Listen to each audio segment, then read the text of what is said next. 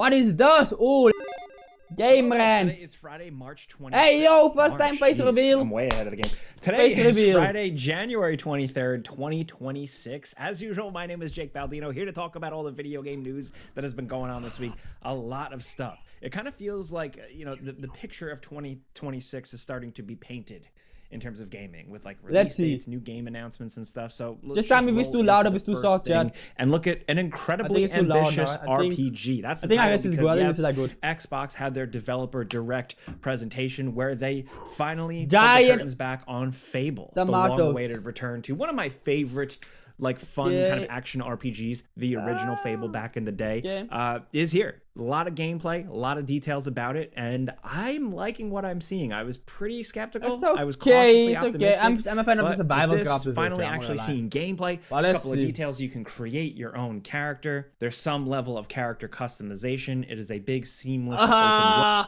The ugly characters, Chad. The ugly characters epidemic that we've been talking about in gaming. Why this guy looks so ugly, Chad? Look at this. We got to see a bit of that world, some horseback traversal. Oh, hold on, Flint the Rider.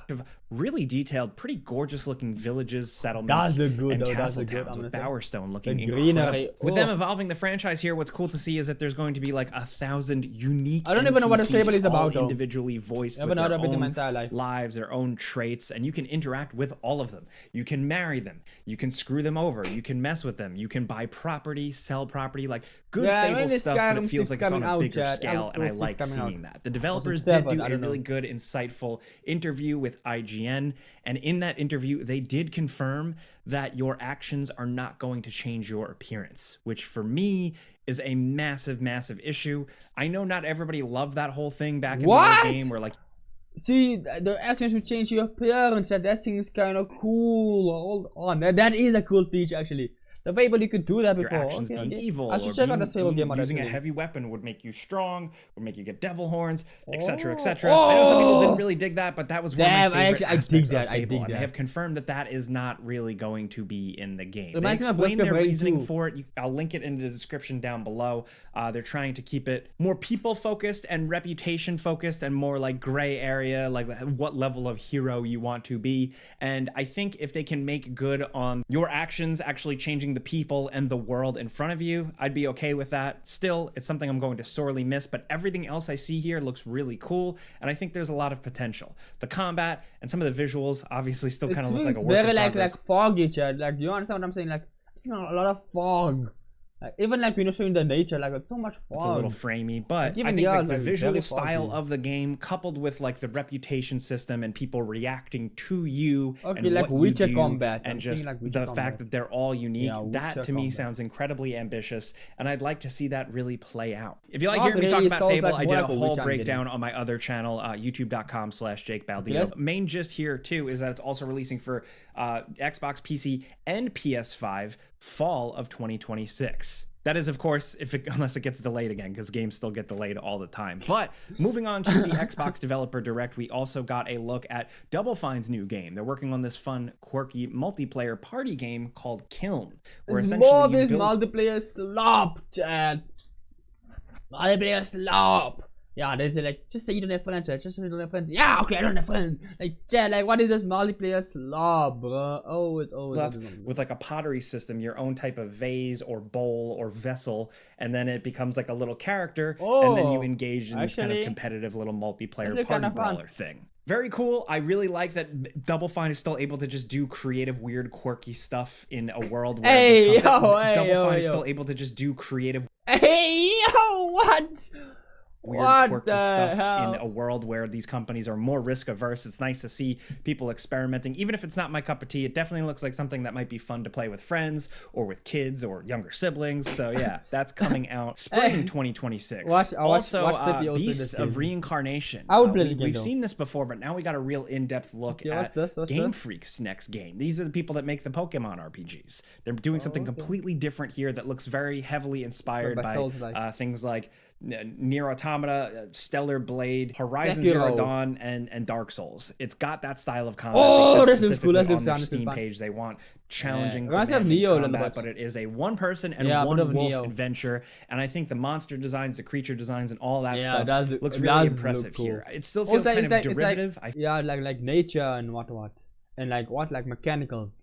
Like technology after apocalypse nature, basically. Seen a lot of this before, but when they do cut to real gameplay with the UI and some of like the kind of time-based elements, it seems like it could be pretty cool. Like, still, I definitely want to see more. Either way, we'll judge all these games when we actually get our hands on them. There's the death Right now, thing. it is slated for summer 2026. And last but certainly not least, Forza Horizon 6. Oh yes! I saw this. I was like, man, I was gonna react to this thing or not. Forza Horizon 6. I saw this and I was like, damn, I should react to it. I never got a chance to, but yes! The picture's like, oh, okay, yeah. The full Japan setting that was teased, and it looks awesome. You got a great mix. Japan! It's in Japan. Oh my god! That was so nice, Chad. Oh my god! Horizon has really excelled in recent years. There's the gate run. Like oh my god, that's kind of nice. JDM style racing, cool cars. You see Honda, Toyota representation here. Very cool to see. Multiplayer shakeups, but also progression shakeups for how the game actually plays, how you progress through a kind of career campaign,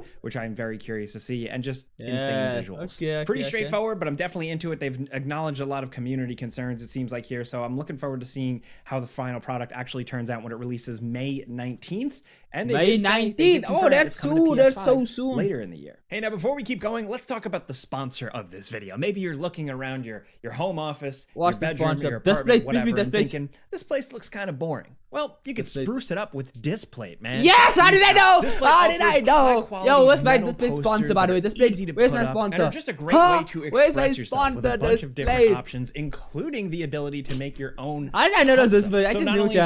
I just want. I was like, oh, Displate. I know Displate. I know Displate.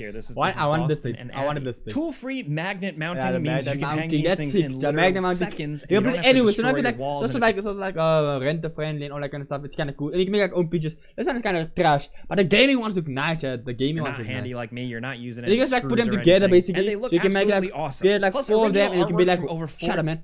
You don't just cannot just talk about terrible. But you can have like 4 of them, and you can put them together, chat. And you have like one big one basically if you want to. They're heavily in Dark Souls. Heavily in Dark Souls. And there's also Pokemon artists. I'm not sure if there is Pokemon. Over 200 brands. Let's see. Oh, Avatar The Last Airbender. You know what would be really good if they can get themselves the Pokemon sponsor. That would be really good for them, chat. Like really good. The Pokemon sponsor would be amazing. Maybe if they can't get Pokemon, they can do Power World. I don't know. But I think a Pokemon would be crazy, chat. Crazy. Meaning you can get cool stuff like. Let's see. I don't know if they have a. I don't think. Yeah. Okay. Call of Duty. Elden Ring, The Witcher 3, you name it. From ultra-limited collectibles to 3D texture, giving you a little bit of a different surface appearance, to just a general display, it's all high quality. I don't know, that 3D texture thing, that can give me a headache. The 3D texture, when you look at it, like changes like the image, it gives a headache, a massive headache. Exciting. Just makes my place look cool. And people always ask questions about them, whether I have pictures of my pets or movie posters I like too. So if you want to check this out, all you got to do is click the link in the description down below. And when you're there, use code on Gameranx. Use code IL3EE, chat. Take advantage of these discounts. Get 1 displate, 28% off. Get 2 displates, 32% off. 3 or more displates for 35% off. So you get hooked up here and you can cover your walls. .com. Click the link in the description down below. When you're there, use code on Gameranx to take advantage of these killer discounts here.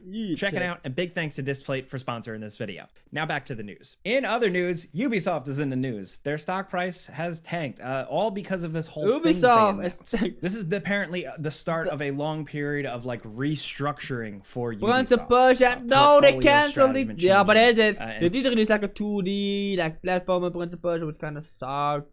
I didn't really like it, but yeah. Studio changing. I like number 1 and number 2 was really good. A lot of news. Number 2 so far, a lot of stuff is probably still going to continue to happen, but so far they've closed 2 studios, kind of support style studios, a bunch of layoffs, and they've canceled 6 projects, including the Prince of Persia Sands of Time remake. Along with that, they said they did delay and push a big slate of games, many we don't know about, but Assassin's Creed Black Flag, that remake, that's probably going to be one of them. To me, the way this looks, it's like a shift from quality over quantity, where they were doing the opposite, and I guess it wasn't working for them. Now it feels like they can do a like show. They have no choice anymore, and they had to really rip the band-aid off. But I don't think have they ever released any like new content. Like, I mean, they've just been like new like over. Like, if you ask me, Ubisoft, what do I think about Ubisoft? I think all the games I know from Ubisoft would be Assassin's Creed and Trail something. What's it called? Trailblazers, or whatever it's called. That car game. That's a nice car game. I don't know what it's called, but yeah. Shit, because Ubisoft has been having issues for quite some time. Is Need for Speed on Ubisoft? I don't think so. Maybe it is.